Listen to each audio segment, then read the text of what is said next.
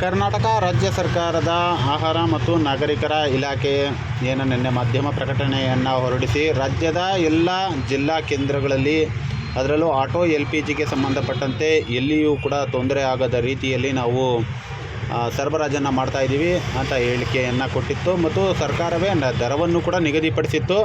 77 ರೂಪಾಯಿ ಮತ್ತು 74 ಪೈಸೆಯನ್ನು ದರ ನಿಗದಿಯನ್ನು ಪಡಿಸಿತ್ತು.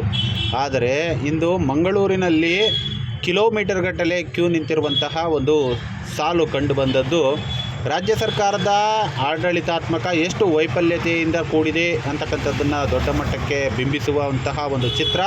ಜೊತೆಗೆ ದರವೂ ಕೂಡ 80 ರೂಪಾಯಿ 50 ಪೈಸೆಯನ್ನು ನಿಗದಿಪಡಿಸಿರ್ತಕ್ಕಂಥದ್ದು ರಾಜ್ಯ ಸರ್ಕಾರದ ಇಡೀ ಇಲಾಖೆಯ ವೈಫಲ್ಯತೆಗೆ ಕನ್ನಡಿಯಾದಂತೆ ಕಂಡುಬರುವಂತಹ ದೃಶ್ಯ ಇದು.